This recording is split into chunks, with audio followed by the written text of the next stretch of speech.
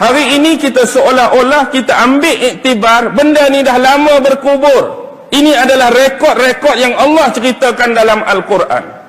Bayangkan benda-benda ini saya gambarkan seperti permainan wayang kulit. Pernah tengok wayang kulit? Wayang kulit dia dibuat daripada kulit lah, nama lagi wayang kulit. Kulit kita lah ni buat dengan kertas, buat dengan manila card, hak nak main-main tak. Jadi kalau dulu wayang kulit ni watak-watak utama dia siapa? Ada Seri Rama, ada Sita Dewi, ada Pak Dogol, ada Wok Yoh, ada Said. Tak, Mak Rima, Grogra, Tergangga, macam-macam lah. Andani, Andano, pernah dengar tak semua ni? Okey. Baik, kita bayangkan benda ni dah berlalu. Tok Dalang pun tak periduk balik dah watak-watak ni. Dia tinggalkan dalam bekas-bekas.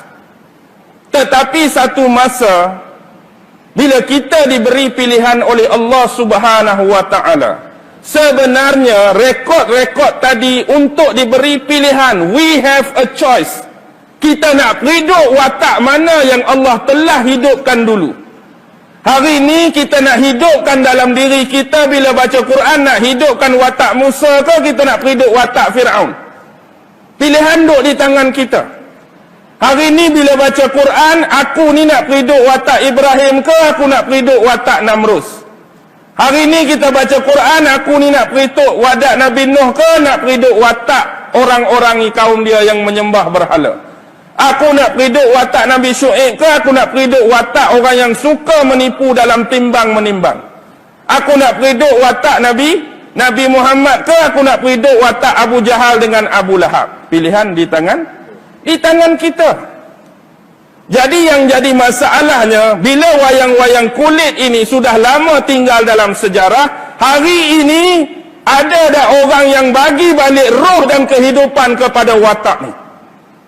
Ada atau tidak di kalangan kita dan seluruh besar umat manusia ini beri roh dan kehidupan balik pada watak-watak ni? Ada atau tidak?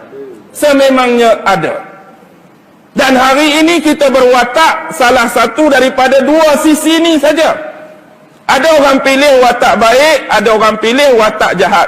Tak kiralah dengan nama apa watak baik yang dia pilih, dengan nama apa watak jahat yang dia pilih, pastinya ada orang yang memberikan roh dan kehidupan kembali kepada wayang-wayang ini. Dan bila dia start jadi Tok Dalang, cerita akan bermulalah. Kita akan berulang balik. Hak lama dah berkubur, hidup balik. Dan inilah pesanan Nabi. Ini pesanan Nabi. Akan terjadinya penyakit-penyakit tadi. Sememangnya kita perlu sedar. Antara orang yang terlibat secara penuh dalam setiap lakaran sejarah ini, mestilah orang yang diberi umur yang panjang oleh Allah. Sejak Nabi Adam dia dah ada, sampai hari ini dia ada siapa? Siapa? Setan, Iblis. Iblis mengenal setiap watak yang dilalui dalam lakaran sejarah zaman dengan cukup baik. Kerana dia memainkan peranan dalam setiap watak-watak tadi untuk menyelewengkan setiap akidah, untuk menyelewengkan setiap agama, untuk menyelewengkan setiap kepercayaan. Zaman Nabi Adam, Iblis dah ada. Zaman Nabi Iblis pula dah. Minta maaf. Zaman Nabi Idris, ke Iblis tak ada? Ada. Zaman Nabi Nuh, dia akan menyamar. Dia menyamar jadi tukang kayu. Bila orang-orang zaman Nabi Nuh bersedih, orang-orang soleh tadi dah meninggal, dia mari, aku juga bersedih. Sama seperti kamu, kita telah kehilangan orang-orang yang soleh. Tapi aku ni seorang tukang kayu, seorang tukang ukir. Apa salahnya kalau aku ni ukir daripada kayu wajah dan rupa orang-orang saleh tadi sebagai kenang-kenangan? Tu trik awal. Aku ni tukang ukir, aku ambil kayu, aku ukir wajah orang-orang saleh tadi, kita letak tempat-tempat yang selalu dia duk kuliah, dia duk ceramah tu sebagai kenang-kenangan. Mula-mula generasi awal kenang-kenangan sungguhlah patung tu. Bila mari generasi kedua, dah mati generasi awal tak diperingatkan, setan hidup lagi tak? Setan dia hidup lagi, dia mari watak lain pula. Tok-tok kamu dulu pesan, kalau dah ada kemarau ke, hujan tak turun ke, ada musibah, dia suruh ambil bunga, sediakan korban, bubur ayam sikit-sikit, dia start dah. Siapa tahu hak lain mati dah. Mula-mula lagu tu. Mari generasi kedua meninggal, kalau tu kena sembah lah. Dia tetap hidup, dia boleh reka macam-macam sebab dia melaluinya. Ni dikata belitan iblis. Mari zaman Nabi Nuh cara ni, zaman Nabi Ibrahim cara ni, zaman Nabi tu cara ni, sampai lani pun Nabi Muhammad meninggal, dia masih terus dengan agenda dia. Dia masih terus lagi. Jadi dia dibantu dengan seorang lagi anak keluar. Allah bagi umur panjang juga. Siapa? Dajjal. Bila iblis bergabung dengan Dajjal, lagilah mantap. Berguak-kuat ni tak? Dajjal dari kalangan manusia, anak cucu cicit Adam. Iblis hak sezaman dengan Nabi Adam. Bergabung dua ni nak menjahanamkan manusia, terutama nak mengikis kepercayaan lah. Nak mengikis akidah, nak mengikis agama. Sebab itulah sejak zaman Nabi Adam sampai kita lah ni, berapa agama ada? Islam saja tak? Tak ada agama lain ke ada agama lain? Ada tak agama lain? Kalau tak ada agama lain, ada Islam saja, agak-agak masjid besar ni ke? Agak-agak masjid besar ni ke kalau tak ada agama lain? Masjid kena besar lagi sebab semua orang Islam. Masalahnya berbagai jenis agama dah wujud. Macam mana boleh jadi banyak? Macam mana boleh jadi terseleweng? Sebab kawan tu duk ada lah. Dia sikit-sikit sipi jadi lagu ni, dia sikit-sikit sipi jadi lagu ni. Dia ingat hak mula-mula orang start nak menyembah api dulu. Orang start nak menyembah api dulu pasal apa sembah api? Sebenarnya hak geng-geng sembah api ni, geng-geng hak ikut Nabi Ibrahim juga dulu waktu keluar dari bumi Babylon. Tapi mereka berpisah di pertengahan jalan, akhirnya mereka menuju ke bahagian timur. Jadi mula-mula mereka dah berpisah dengan Nabi Ibrahim ni, mereka periduk api. Periduk api mereka tu bukan saja-saja, tapi bila Nabi Ibrahim dah jauh, mereka periduk api tu semata-mata kerana mengenangkan Nabi Ibrahim pernah dibakar oleh Namrus.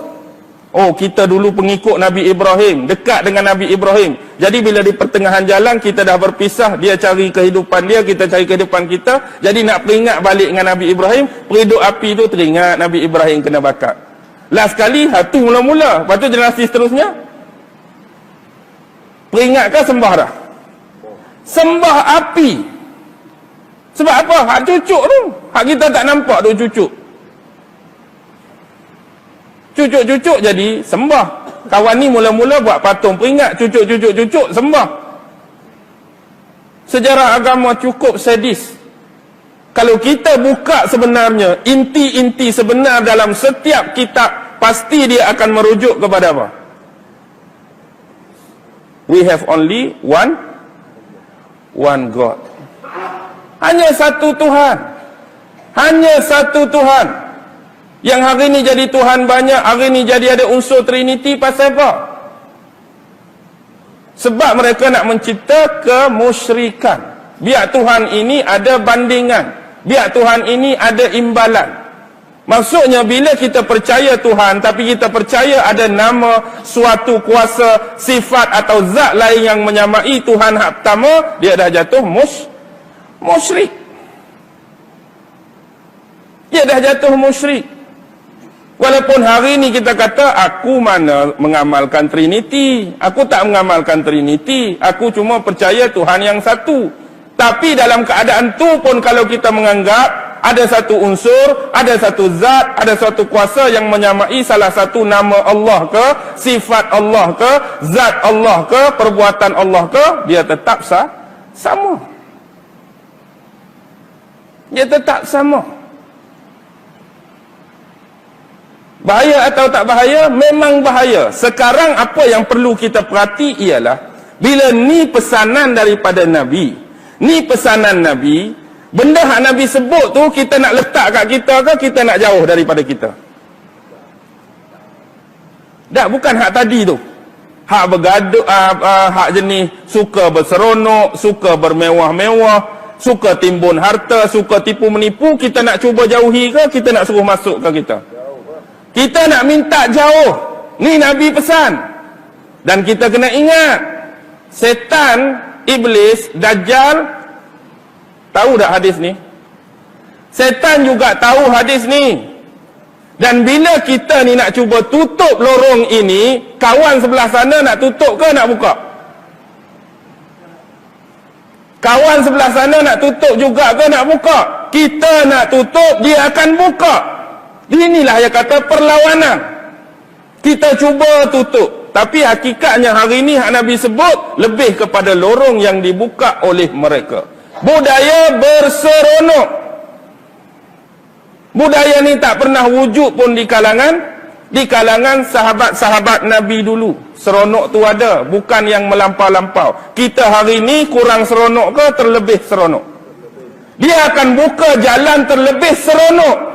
Cara nak berseronok, dia buat konsert-konsert. Cara nak berseronok, karnival-karnival. Cara nak berseronok, pesta-pesta. Cara nak berseronok, kelab ronggeng. Cara nak berseronok, kelab twist. Cara nak berseronok, kelab gandut. Cara nak berseronok, clubbing tu, clubbing ni. Penuh ke tak penuh tempat tu?